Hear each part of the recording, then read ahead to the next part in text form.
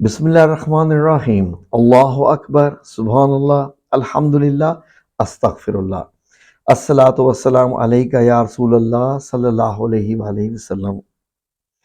ناظرین، اللہ رب العزت کا بڑا احسان ہوا اور اللہ نے توفیق عطا فرمائی، تو ہم نے یہ فیصلہ کیا، میں نے اور میرے بھائی نے، کہ یہ جو ہماری نوجوان نسل ہے، یعنی میرے بھائی کے دو بیٹے، ان کو اپنے آباء و اجداد کے قبرستان لے کے جایا جائے، تاکہ ان کو بتایا جائے کہ یہاں پر آپ کے دادا، دادا کے بھائی، دادا کے سارا خاندان، دادا کے بھی والد، پردادا وغیرہ سب یہاں پر اس قبرستان میں دفن ہیں، تاکہ بچوں کو معلوم رہے کہ ہم کن کی نسل میں سے ہیں اور یہاں آ کے ہمیں دعائیں کرنی ہے۔ تو ناظرین، جب ہم قبرستان میں داخل ہوئے تو ہمیں ایسا ہی محسوس ہوا، یقین کیجئے مجھے ایسا محسوس ہو رہا تھا کہ جیسے ہمارے آباء و اجداد کی روحیں ہمیں یہاں پر ویلکم کر رہی ہیں، اور ان قبروں میں سے ایسے محسوس ہو رہا تھا کہ جیسے ایسے لگا کہ جیسے وہ خوش ہو گئی ہیں کہ ہمارے اپنے آج ہم سے ملنے کے لیے آ گئے۔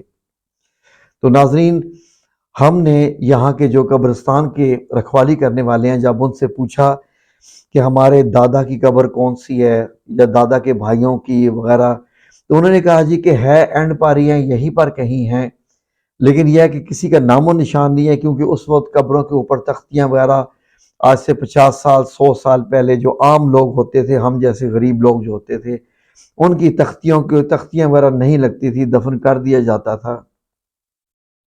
تو رشتہ دار وغیرہ آتے رہتے تھے اور آ کے جو ہے وہ سورہ فاتحہ مطلب پڑھتے رہتے تھے۔ تو ناظرین، ہمیں مطلب بہت، کیونکہ ہم گاؤں چھوڑ آئے تھے تو بڑے عرصے کے بعد ہم لوگ جاتے رہے، لیکن ہم لوگوں کو نہیں پتہ چلا کہ کن کی کہاں ہے۔ لیکن قبرستان میں داخل ہونے کے بعد یہ احساس ہی کافی تھا ہمارے لیے کہ اسی قبرستان میں ہی ہمارے تمام آباء و اجداد کی قبریں ہیں۔ تو ناظرین، یقین کیجئے کہ ایسا محسوس ہو رہا تھا کہ جیسے ان کے ساتھ ہماری، ان روحوں کے ساتھ ہماری ایک ملاقات ہو رہی ہے۔ ایک روحانی جو احساس ہوتا ہے، انسان جو احساس ہوتا ہے اس کو بیان کرنا بڑا مشکل ہوتا ہے انسان کے لیے۔ تو وہ روحانی احساس یہ تھا کہ شاید اس قبر کے نیچے ہمارا دادا ہے، شاید اس قبر کے نیچے جو کچھ آپ دیکھ رہے ہیں، ہم یہاں سے گزرتے ہوئے جا رہے تھے، ہم نے سورہ فاتحہ پڑھ کے سب سے پہلے سب کے لیے دعا کی، بخشش کی دعا کی، اور اس قبرستان میں جتنے بھی مدفون ہیں، جتنی بھی روحیں ہیں، ان سب کے لیے دعا کی۔ ناظرین، ایک بات آپ لوگ ذہن میں رکھ لیجئے، اور یہ اس پہ پکا عقیدہ رکھ لیجئے، یہ جاننے کے لیے کہ آج ہم زندہ ہیں، شاید کل ہم زندہ نہیں ہوں گے، شاید کل یا پرسوں یا آج رات ہی یا کسی لمحے بھی۔ اتنا ذہن میں رکھ لیجئے کہ یہ لوگ بھی یہی سوچتے تھے کہ یہ ہمیشہ کے لیے ہیں، لیکن نہ جانے میری سمجھ میں ایک نہیں آتا کہ جب ہم کسی کے مرنے کی خبر سنتے ہیں، اس کا جنازہ بھی پڑھتے ہیں، ہم یہ کیوں سوچتے ہیں کہ اس کی موت آئی تھی، ہماری ابھی نہیں آئی، یا شاید ہماری آئے گی بھی نہیں۔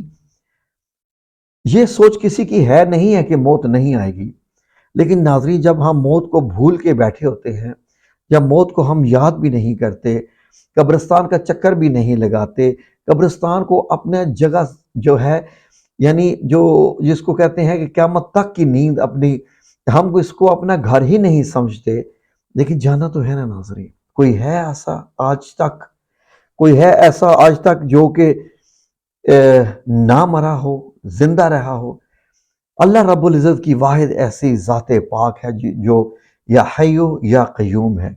اللہ رب العزت اس وقت بھی موجود تھا جب یہ کائنات بھی نہیں تھی، جب یہ سورج، چاند، ستارے، آسمان کچھ بھی نہیں تھا، اور اللہ رب العزت آج ہے، اور اللہ رب العزت اس وقت بھی ہوگا جب قیامت کے بعد تمام ستارے لپیٹ دیے جائیں گے، تمام سورج، کائنات، یہ سب کچھ جو کچھ بھی آپ کو دکھائی دیتا ہے ختم کر دیا جائے گا، اور اس وقت بھی جب فرشتے بھی ختم کر دیے جائیں گے تو رب العزت کی ذات واحد ایک ایسی ذات رہ جائے گی جو کہ صرف اس کائنات میں ہوگی، اور اس وقت اللہ رب العزت پکارے گا کہ کہاں گئے وہ بادشاہ جو اپنے آپ کو بادشاہ سمجھے تھے، جیسے نمرود ہو گیا، فرعون ہو گیا، یہ لوگ اپنے آپ کو خدا سمجھتے تھے۔ ناظرین، نبی کریم صلی اللہ علیہ وآلہ وسلم اکثر قبرستان جاتے، وہاں پر دعا پڑھتے اور صحابہ کرام کو بھی تلقین کرتے کہ قبرستان میں جاتے رہا کرو، وہاں جا کے اس موقع کو یاد رکھا کرو کیونکہ سب نے یہاں آنا ہے۔ لیکن نہیں ناظرین، ہم لوگ یقین کیجئے کہ قبرستان جانے کو شاید اپنی زندگی کا سب سے فالتو ترین عمل سمجھتے ہیں کہ جیسے ہمیں تو ضرورت ہی نہیں ہے اس جانے کی، نہ ہمارا کوئی قبرستان کے ساتھ واسطہ ہے۔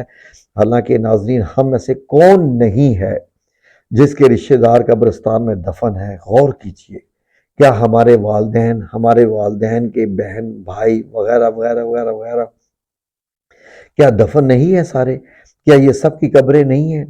کیا کئی ان میں سے کتنے ایسے لوگ ہیں جن کو آپ نے اپنے ہاتھوں سے دفنایا؟ کیا ان کی یہ قبریں نہیں ہیں؟ کیا آئے دن آپ سنتے نہیں ہیں کہ کیا کیا شخصیتیں ایک ایک کر کے جا رہی ہیں دنیا سے؟ تو ناظرین، ہم نے بھی جانا ہے، لیکن ہم نے اس بات کو یقین نہیں بنایا ہوا۔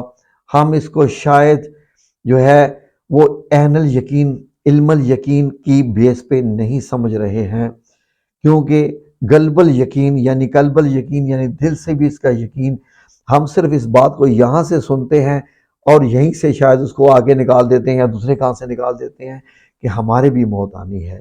ناظرین، یہ دیکھیے جس جگہ پر اب میں کھڑا ہوں اس قبرستان پہ، اس جگہ پر اندازہ لگائیے یہ ایسی شخصیات ہیں جو ہماری پاکستان کی حکومت میں نہیں۔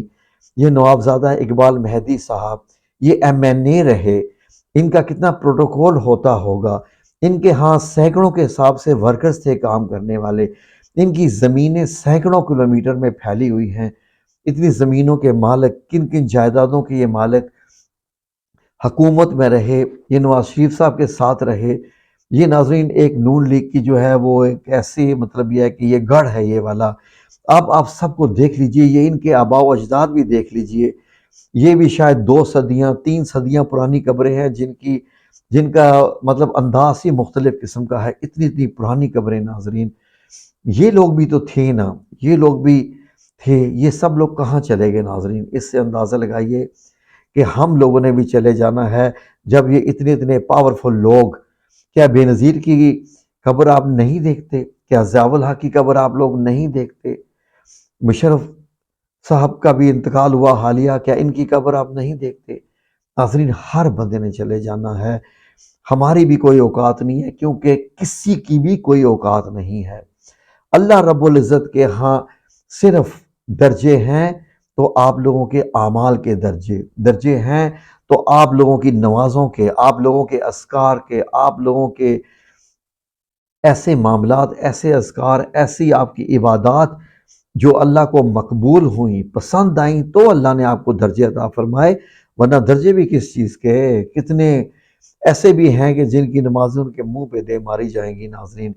یہ قبر دیکھیے کتنی لمبی قبر، اور شاید پتہ نہیں کس صدی کی ہوگی۔ یہ جو درخت آپ دیکھ رہے ہیں ناظرین، اس درخت نے کتنی سالوں سے ان لوگوں کو دیکھا ہوگا کہ یہاں پر دفن ہوتے ہوئے۔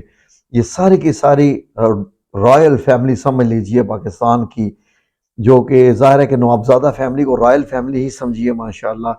تو ناظرین، باقی سب نے بھی ادھر ہی آنا ہے، ہم لوگوں نے بھی قبرستان میں ہی جانا ہے، ہمارا مقام بھی قبر ہی ہے، اور ایک دن آئے گا کہ قبروں سے اٹھا کے ہمیں اللہ رب العزت کے حضور پیش کیا جائے گا کہ ہاں جی، اب ایک حساب کا جو ہے وہ جواب دو۔ نامہ اعمال آپ کے دائیں ہاتھ میں دیا جاتا ہے یا بائیں ہاتھ میں دیا جاتا ہے؟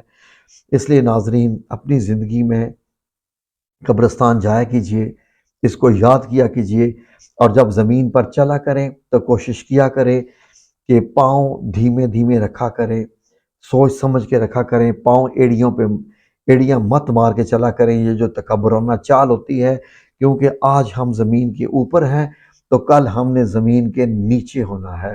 آج ہم اگر زمین کے سینے کے اوپر، جس کو ہم دھرتی ماں کہتے ہیں، آج اگر ہم اس دھرتی ماں کے سینے کے اوپر ایڑیاں مار کے چلتے ہیں تو کل ہم نے اسی دھرتی ماں کے سینے کے نیچے ہونا ہے، اور اس کے بعد جو ہمارے ساتھ یہ سلوک کرے گی وہ آپ اس کا اندازہ نہیں کر سکتے۔ کیا وہ ہماری پسلیوں کو جوڑ دے گی، آپس میں ایسے تنگ ہو جائے گی، یا ہمارے لیے کشادہ ہو جائے گی؟ اس لیے ناظرین، پیسہ جمع کیجئے، لیکن اتنا کہ جو آپ کی ضروریات کو پورا کرنے کے لیے ہو۔ سینکڑوں سالوں کی نسلوں کا پیسہ جمع کرنے کا کوئی فائدہ نہیں ہے۔ الحاقم التکاثر حتی زرتم المقابر، یعنی کہ دولت جمع کرنے کی ہوس نے تمہیں غفلت میں ڈال رکھا یہاں تک کہ تم قبروں میں جا پہنچے۔ تو ناظرین، ہمیں قبروں میں پہنچنا ہے، اس ہوس کے ساتھ اللہ تعالی ہمیں توفیق عطا فرمائے۔ اللہ رب العزت ہمیں بابرکت اور اتنی روزی عطا فرمائے کہ باعزت طریقے سے کسی سے بھیک مانگے بغیر ہم اپنے معاملات، ہمارے بچوں کے معاملات وغیرہ چلا سکیں۔ اس لیے اس مقام کو یاد رکھیے، اور انشاءاللہ تعالی اللہ رب العزت آپ کے لیے آخر کے معاملات بھی بہتر کر دے گا۔ یہی قبر آپ کے لیے جنت کے باغوں میں سے ایک باغ بن جائے گی۔ آمین یا رب العالمین برحمتک یا ارحم الراحمین۔